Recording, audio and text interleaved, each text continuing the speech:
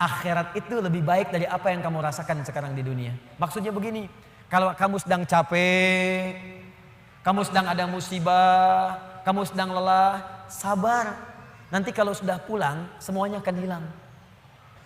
Memang dunia itu tempat capek. Kalau nggak mau capek, ya pulang.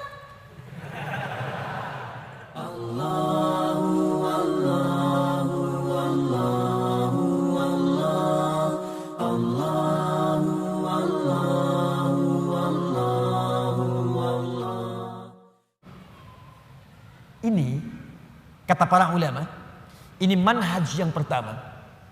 Bila seseorang dekat dengan Allah dan selalu mendekatkan diri kepada Allah untuk bertakarrub, dekat sampai merasakan kedekatan dengan Allah, maka tidak ada yang paling menyenangkan dan tidak akan pernah merasakan beban dalam hidup kecuali semuanya akan diringankan oleh Allah Subhanahu wa taala. Kecuali semuanya akan terasa ringan karena dia merasa dekat dengan Allah Subhanahu wa taala. Di bahasa singkatnya begini, kalau Anda dekat dengan Allah, baik dalam suasana senang tidak akan melalaikan. Biasa saja karena yang paling tingginya Allah. Dan kalau sedang punya musibah pun gak akan berpengaruh. Seberat apapun sepanjang Anda merasa ada Allah, demi Allah saya katakan semua itu akan terasa ringan. Contoh, maaf ya, Anda sedang punya masalah sekarang, berat rasanya, gak mudah dirasakan. Tapi dalam hati Anda ada keyakinan kepada Allah. Tiba-tiba muncul kalimat la yukallifullahu nafsan illa. Allah nggak mungkin titipkan beban persoalan kecuali Anda sanggup menjalaninya. Jadi kalau orang-orang yang dekat dengan Allah, di hatinya ada Allah, dalam pikirannya ada Allah, ingatannya terhadap Allah, jadi yang lain itu terasa kecil. Ini berita langsung dari Allah. Kalau beban hidup kamu ingin ringan menghadapi persoalan, maka dekatkan dirimu kepada Allah. Maka dalam suasana suka engkau tidak akan lalai. Kan ada orang yang suasana suka dia lupa dengan Allah, sehingga gak sadar berbuat maksiat. Dulu waktu belum jadi direktur, olahraganya bersepeda. Jadi direktur, sekarang mulai main golf, jalan. Sekarang mulai punya sekretaris. Sekretarisnya perempuan. Banyak melihat sekretaris dibandingkan istri di rumah. Jalan. Pergaulan mulai meluas. Hati-hati. Kalau tidak ada manhaj rabbani, kedekatan dengan Allah dalam jiwa, itu bisa berpeluang untuk bermaksiat. Hati-hati, bisa berpeluang untuk bermaksiat. Dulu belum terlalu kaya, pakainya sepeda, kadang jalan kaki. Sekarang datang mobil. Kalau nggak punya kedekatan dengan Allah, mobil itu kadang-kadang nggak bisa buka pintunya. Kalau belum dibukakan, nggak mau keluar. Kalau belum muter keliling komplek, belum afdol. Dulu ke masjid bisa jalan, jarak ke masjid cuma 10 meter. Habis punya Grand Max, bahkan ke IMAX, bahkan ke NMAX, motor. Jadi keliling komplek dulu 3 kali. Assalamualaikum, ayo Pak Haji ke masjid. Akhi ayo ke masjid, masih di dalam aja. Dia lupa yang di dalam itu lagi ke Cianjur, gak ada orang. Itu poinnya. Jadi jangan sampai saat kita berada di atas, lalai kita dengan kehidupan, sehingga menenggelamkan kita dalam apa yang kita dapatkan. Tapi yang lebih bahaya, jangan sampai ketika saat sedang punya persoalan, kita juga kemudian merasa berat dengan itu. Bebannya berat, limbung, bicara tidak terkontrol, makan tidak enak, tidur tidak nyaman, dan suasananya nggak menyenangkan, capek saja. Ada yang tiba-tiba naik ke atas tower, ada yang tiba-tiba naik ke atas tiang listrik, ada yang naik ke apartemen, mau bunuh diri takut, balik lagi gemetaran, dan seterusnya. Dan tidak ada kerjaan. Semua itu tidak akan pernah terjadi kalau Anda dekat dengan Allah Subhanahu wa taala. Di pelajaran pertama dari surah Ad-Duha di awal ayatnya, berusahalah selalu untuk mendekatkan diri kepada Allah Subhanahu wa taala. Orang yang dekat dengan Allah, orang yang dekat dengan Allah, maka akan dijamin oleh Allah langsung hidupnya, baik dalam keadaan suka ataupun sedang merasakan duka, tidak akan berpengaruh banyak pada dirinya, karena yang paling tinggi dan paling menyenangkan adalah kedekatannya dengan Allah Subhanahu wa taala. Jelas sampai sini? Baik. Jadi kalau dia sedang kaya, tahajud jalan, karena yang dirindukan tahajudnya. Lihat Abdurrahman bin Auf, Utsman bin Affan, Tamim Ad-Dari, kekayaan banyak, harta melimpah, kapak terbuat dari emas, malam masih tahajud teman-teman. Masih sempat baca Al-Quran. Utsman tuh sampai jadi presiden masih punya waktu untuk khataman Quran. Kan Utsman radhiyallahu taala anhu waktu terbunuh kan sedang baca Al-Quran. Masih puasa, saat itu sedang puasa. Anda bayangkan nikmatnya dekat dengan Allah, walaupun jabatan tinggi, yang terasa nikmat itu saat sedang beribadah kepada Allah, saat tahajudnya, itu yang dinanti. Nabi itu kedudukannya paling tinggi, tapi kapan merasakan kenyamanan? Saat tahajud, sampai tak terasa rakaat pertamanya 5 juz 4 halaman. Paling sedikit 100 ayat. Saya mau tanya pada Anda, pernah nggak merasakan kenikmatan seperti itu? Apakah nikmat saat dapat door prize, apa saat baca wadduhanya? Ayo coba rasakan, sampai hadir situasi itu. Sampai enak, tahajud tuh diburu gitu. Bukan karena IPK-nya dapat 4. Bukan karena dapat proyek besar. Tapi yang dirasakan, ya Allah, terima kasih engkau titipkan ini. Dan dia kejar siapa yang memberikannya. Kejar malamnya, kejar bacaan Qur'annya, kejar puasanya. Itulah yang sesungguhnya hakikat dalam kehidupan kita. Satu poin pertama.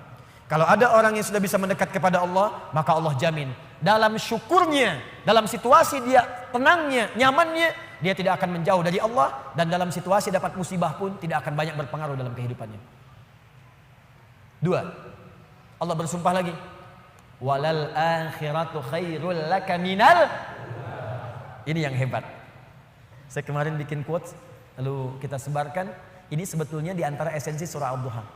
Kata Allah, Muhammad, saya bersumpah kepadamu, yakinkan pada jiwamu, nanti saat kamu ke akhirat, suasananya akan lebih enak dibandingkan dengan sekarang. Akhirat itu lebih baik dari apa yang kamu rasakan sekarang di dunia. Maksudnya begini, kalau kamu sedang capek, kamu sedang ada musibah, kamu sedang lelah, sabar. Nanti kalau sudah pulang, semuanya akan hilang. Memang dunia itu tempat capek, karena memang tempat beramal. Sholat di dunia, kerja di dunia, puasa di dunia, baca Quran di dunia. Kenapa kita kerjakan? Supaya cari bekal untuk pulang ke akhirat. Nanti kata Allah kalau sudah pulang semuanya akan hilang. Jadi tenang aja teman-teman. Capek cuma sebentar. Ya, capek cuma sebentar. Lelah, gak apa-apa. Namanya juga dunia. Dunia itu memang tempat capek. Kalau nggak mau capek ya pulang. Dunia itu tempat capek. Dan kita memilih untuk hidup. Maka jalani itu, nikmati saja, kerjakan aja. Setiap kerja ada pahala, setiap kerja ada pahala, setiap sholat pahala, baca Quran pahala, niat mencari nafkah karena Allah pahala, merawat anak pahala, memberikan ASI pahala. Gak apa-apa, memang capek. Memang ya dunia sifatnya capek. Tobakan an tobak, setiap tahapan tuh capek lagi, biasa. Supaya dapat bekal. Bukankah orang kerja dapat gaji? Dan enak kan kalau gajian? Dan kalau sudah dapat gaji, lupa kan 29 hari ke belakang? Anda itu bekerja, kerja, berangkat gelap, pulang gelap. Tapi kalau sudah dapat gaji, semua itu kan hilang lupanya. Pergi ke Lembang, ya, jalan sama keluarga. Ada yang ke Palembang, beli pempek. Ada yang ke Lembang, beli mak Lembang. Semuanya kayaknya hilang aja. Besoknya kerja lagi. Kata Allah, saya janjikan yang lebih dahsyat. Kamu sabar saat di dunia, karena dunia memang tempatnya capek. Kamu cari bekal aja, nanti saat pulang ke akhirat, saya berikan yang lebih indah dan gak akan pernah ada capek lagi. Sholat, udah gak ada lagi. Jadi jangan pernah bercita-cita, nanti di surga Firdaus saya tahajud lagi. Terlampau soleh. Udah gak ada. Baca Quran, gak ada lagi. Yang ada itu masuk surga dengan Qurannya. At-Tirmidzi, nomor hadis 2915. Dipakaikan di atasnya mahkota, dipakaikan di badannya jubah kehormatan, dipakaikan di tangannya gelang-gelang emas, pakaiannya sutra. Quran surah ke-35 ayat ke-33. Jannatu adnin yadkhulunaha yuhallawna fiha min asawir, ya, min dhahabin wa lu'lu'a wa libasuhum fiha harir. Ahli Quran mau masuk ke surga pakai jubah, pakai mahkota, emas, sutra, semua naik. Apa yang terjadi? Dimintakan membaca Quran yang ia biasa bacakan saat di dunia. Jadi setiap dia baca, naik. Iqra wartaqi fa inna akhira qiraatika akhiru manzilatika. Baca Quran yang biasa engkau bacakan saat di dunia. Nanti akhir bacaanmu, di situ tempat tinggalmu di surga. Dan berita baiknya, dia bisa menggandeng bapaknya, ibunya, suaminya, istrinya, anak-anak, cucu ikut di belakang semua. Kalau mereka orang yang beriman dan soleh di hadapan Allah Subhanahu wa taala. Dipimpin oleh ahli Quran, naik ke surga. Dia bacakan sampai minal jinnati wan nas, puncak surga yang paling tinggi. Begitu nyampe di situ, dikunjungi oleh semua malaikat dari 8 pintu surga. Itu ada di Quran surah 13 ayat ke-24. Wal malaikatu yadkhuluna alaihim min kulli bab. Dan malaikat semua mengunjungi dia dari semua pintu, mengucapkan salam. Lihat kalimat pertamanya, salamun alaikum bima sabartum. Selamat ya, saat di dunia kamu sabar cari bekal, sabar capek, sabar mengeja huruf dari Iqra, sabar menghafal sampai ada yang mencela, sabar orang lain ngejar dunia, Anda ngejar akhirat, sabar. Orang lain cari ini, luaskan rumah, tambah mobil, tambah kendaraan, meninggal, gak dibawa. Anda sabar. Masya Allah. Orang akhirat. Saya ngelihat ada ahli Quran tuh, seringkali saya berhadapan dengan ahli Quran tuh dari daerah-daerah, seringkali menangis. Ada yang datang pengen setoran. Anda bisa kebayang gak suaminya, pekerja mungkin kasar, orang sebutnya kuli. Istrinya ngambilin kayu bakar, kadang ke sawah. Anaknya bahkan ada yang masih kemudian kecil-kecil. Tapi kalau Anda berkunjung ke rumahnya, semua makanan dihidangkan yang mampu dia suguhkan. Lalu keluar kalimat, alhamdulillah, Abi kalau bekerja dapat uang banyak sekali. 500 ribu, sebulan 500 ribu, banyak sekali. Syukur. Ternyata perempuan itu sudah punya sanad hafalan Quran 7 qiraat. Lelakinya hafal Quran, anaknya hafidz semua. Anaknya penghafal Quran semua. Anda ada di mana? Itu perlombaan, sabar, naik sampai ke atas. Jadi kalau sekarang sedang capek, nikmati, sabar. Besok kalau meninggal, gak ada capek lagi. Dan panggilannya sudah tenang kita, karena kerja kita selesai.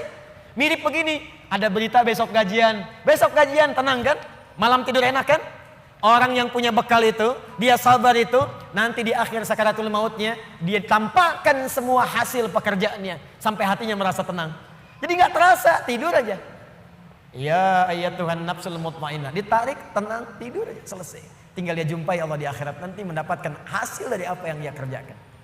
Makanya kata Allah, kalau sedang sholat terasa capek, apa jawabannya? Sabar ya, walal akhiratu khairul laka minal ula. Nanti di akhirat gak ada tahajud lagi. Kalau sedang menghafal Quran capek, sabar ya, nanti di akhirat gak ada menghafal lagi. Abadi sifatnya, wafat selesai hafalan itu. Allah